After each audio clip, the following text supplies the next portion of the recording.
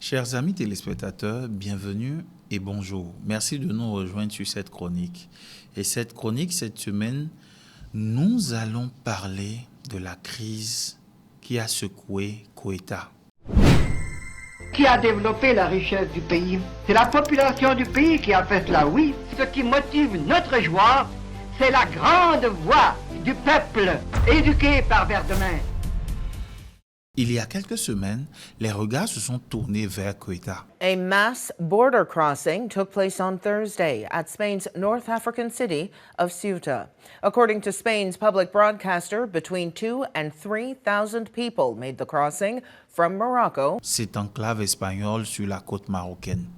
En quelques jours, fin juillet et début août, des dizaines de milliers de jeunes Marocains ont convergé vers la frontière, poussés par une rumeur virale sur les réseaux sociaux. Traverser à la nage suffirait d'échapper au refoulement et à ouvrir une porte vers l'Europe. Le bilan est tragique. Plus de 80 morts noyés ou pris dans les bousculades. Madrid a envoyé l'armée. Rabat accuse le gouvernement de Pedro Sánchez d'avoir échoué dans sa gestion de la crise. Et les deux capitales se renvoient la responsabilité. On nous présente cet événement comme une crise sécuritaire. Contrôle des frontières, réseau de passeurs, coopération policière. Mais aujourd'hui, je vous propose de regarder cette tragédie à travers un autre prisme. Celui que nous a légué Louis Even, le fondateur de l'école du Crédit social.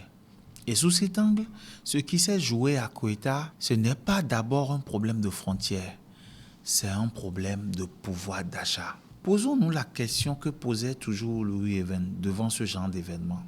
Des dizaines de milliers de jeunes qui ont risqué leur vie dans l'eau, que fuyaient-ils vraiment? En tout cas, ce n'est pas la guerre, pas la famille au sens strict.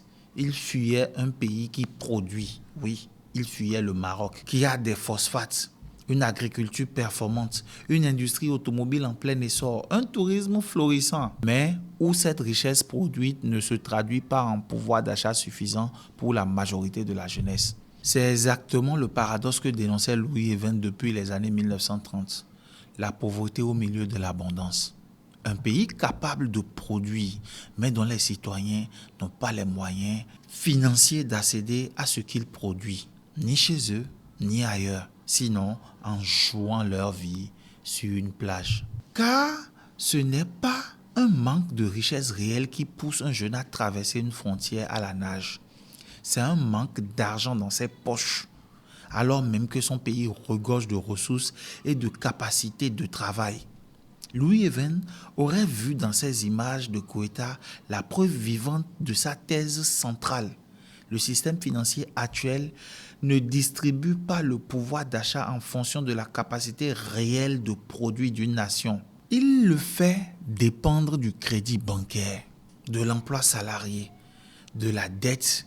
Et quand ce système laisse de côté une génération entière, cette génération cherche sa survie ailleurs, quitte à y laisser sa vie. Regardez maintenant la réponse qu'on propose des deux côtés de la Méditerranée. L'Espagne renforce ses digues et déploie son armée. Le Maroc renforce ses contrôles frontaliers. On parle de coopération sécuritaire, de lutte contre les passeurs, de refoulement. Louis Even dirait, voilà qu'on soigne le symptôme en ignorant la maladie. Fermer une frontière ne donne pas un sou de plus dans la poche d'un jeune chômeur de Toutéan ou de Nador. On peut multiplier les grillages, les patrouilles, les accords bilatéraux. Tant qu'on n'aura pas réglé la question du pouvoir d'achat réel de la population, la pression reviendra sous une forme ou une autre. Dans 1 an, dans 10 ans ou même dans 20 ans. Et il y a un autre aspect que Louis Even n'aurait pas manqué de souligner. Cette crise arrive alors que le Maroc traverse une période de tension sociale interne, notamment autour des défaillances de son système de santé publique. Et à quelques semaines d'élections législatives, un discours royal a mis l'accent sur les performances industrielles et les ambitions technologiques du pays. Mais entre les grands chiffres macroéconomiques qu'on annonce dans les discours officiels et la réalité vécue par un jeune sans emploi ni perspective, il y a un fossé. Et c'est précisément ce fossé que Louis Even appelait le vice fondamental de notre système financier. La richesse produite collectivement n'est jamais redistribuée équitablement à chaque citoyen sous forme de dividendes ou de pouvoir d'achat garanti, en fonction de ce que la nation, avec ses ressources et sa technologie, est réellement capable de produire. Alors, que proposait-il Louis Even concrètement face à Koïta?